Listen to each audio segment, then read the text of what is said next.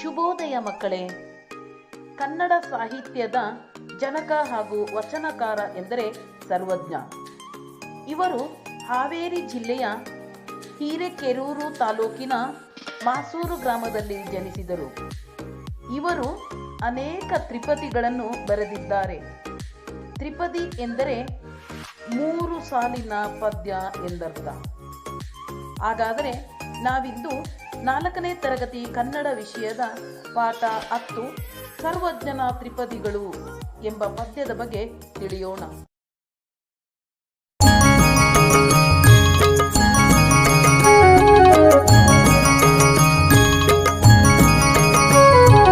ಅನ್ನವನು ಇಕ್ಕುವುದು ನನ್ನಿಯನು ನುಡಿಯುವುದು ತನ್ನಂತೆ ಪರರ ಬಗೆದೋಡೆ.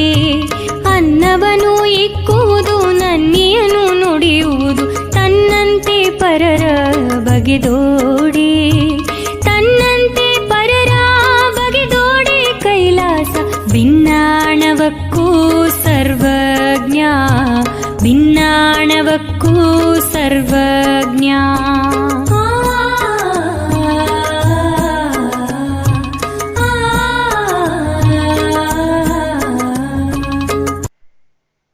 ಈಗ ನಾವು ಪದ್ಯದ ಸಾರಾಂಶವನ್ನು ತಿಳಿಯೋಣ.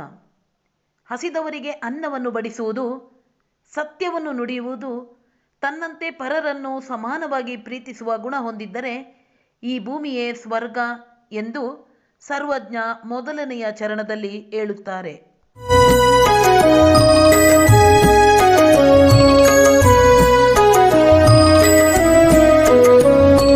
ಕೊಟ್ಟಿತ್ತು ತನಗೆ ಬಚ್ಚಿಟ್ಟಿತ್ತು ಪರರಿಂಗೆ, ಕೊಟ್ಟಿತ್ತು ಕೆಟ್ಟಿ ತಿನ್ನಬೇಡ.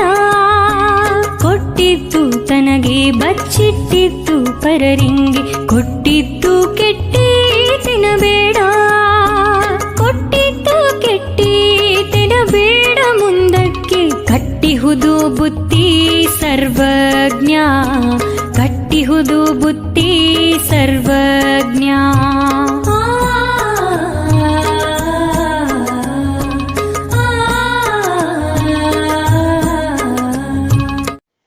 ದಾನ ಮಾಡಿದರೆ ಅದರ ಫಲ ಅವರಿಗೆ ಸಿಕ್ಕೇ ಸಿಗುತ್ತದೆ.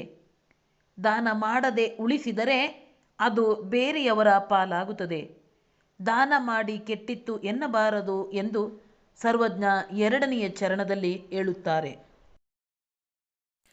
ಜಾತಿಹೀನನ ಮನೆಯ ಜ್ಯೋತಿತ ಹೀನವೇ, ಜಾತಿ ವಿಜಾತಿ ಎನ್ನಬೇಡ, ದೇವನೊಲಿದಾತನೇ ಜಾತ ಸರ್ವಜ್ಞ. ಕೀಳು ಜಾತಿಯವನ ಮನೆಯ ಬೆಳಕು ಕೀಳಲ್ಲ. ಜಾತಿ ಮತ ಧರ್ಮ ಎನ್ನುತ್ತಾ ಒಡೆದಾಡದೆ ದೇವನಲ್ಲಿ ಭಯಭಕ್ತಿಯಿಂದ ಜೀವಿಸಿದಾಗ ಮಾತ್ರ ಜಾತಿ ಭೇದವಿಲ್ಲದೆ ಅವನ ಒಳಿತಿಗೆ ತಕ್ಕ ಪ್ರತಿಫಲ ದೊರೆಯುತ್ತದೆ ಎನ್ನುತ್ತಾರೆ ಸರ್ವಜ್ಞ ಪದ್ಯದ 3ನೆಯ ಚರಣದಲ್ಲಿ.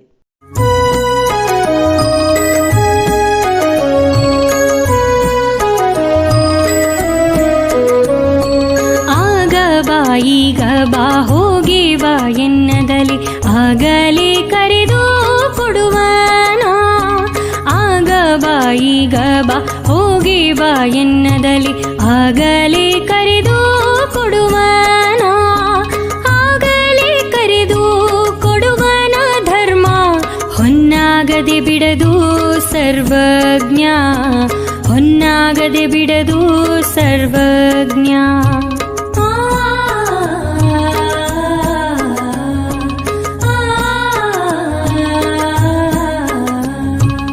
ನಮ್ಮ ಬಳಿ ಯಾರಾದರೂ ಏನಾದರೂ ಕೇಳಿದರೆ ನಾವು ಅವರಿಗೆ ಆಗ ಬಾ, ಮತ್ತೆ ಬಾ, ಹೋಗಿ ಬಾ ಎನ್ನಬಾರದು. ಅವರು ಬಂದಾಗಲೇ ತಕ್ಷಣ ನಾವು ಏನಾದರೂ ದಾನ ಮಾಡಿದರೆ ಅದರ ಫಲ ನಮಗೆ ಚಿನ್ನದಂತಹ ಫಲ ನೀಡುತ್ತದೆ ಎನ್ನುತ್ತಾರೆ ಸರ್ವಜ್ಞ 4ನೆಯ ಚರಣ.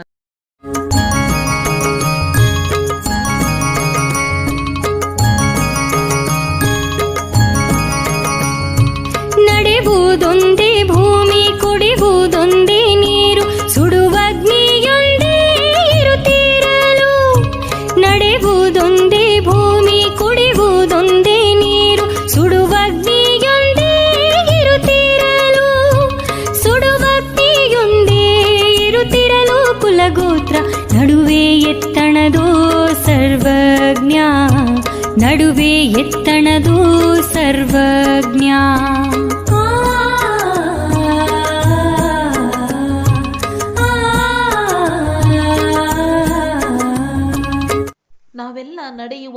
ಒಂದೇ, ಕುಡಿಯುವ ನೀರು ಒಂದೇ, ಸತ್ತಾಗ ಸುಡುವ ಬೆಂಕಿ ಕೂಡ ಒಂದೇ ಆಗಿರುವಾಗ ಮಾನವ ಏಕೆ ಜಾತಿ ಧರ್ಮ ಎಂದು ಭೇದ ಭಾವ ತೋರಬೇಕು ಎಂದು ಸರ್ವಜ್ಞ ಪದ್ಯದ 5ನೆಯ ಚರಣದಲ್ಲಿ ಹೇಳುತ್ತಾರೆ.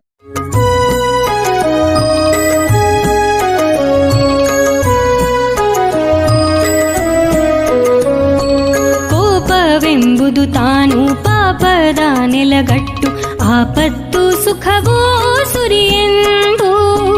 ಕೋಪವೆಂಬುದು ತಾನು ಪಾಪದ ನೆಲಗಟ್ಟು, ಆಪತ್ತು ಸುಖವೋ ಸುರಿಯೆಂದು. ಆಪತ್ತು ಸುಖವೋ ಸುರಿಯೆಂದು ಕಾಂಬವಗೆ ಪಾಪವೆಲ್ಲಿಹುದು ಸರ್ವಜ್ಞ, ಪಾಪವೆಲ್ಲಿಹುದು ಸರ್ವಜ್ಞ.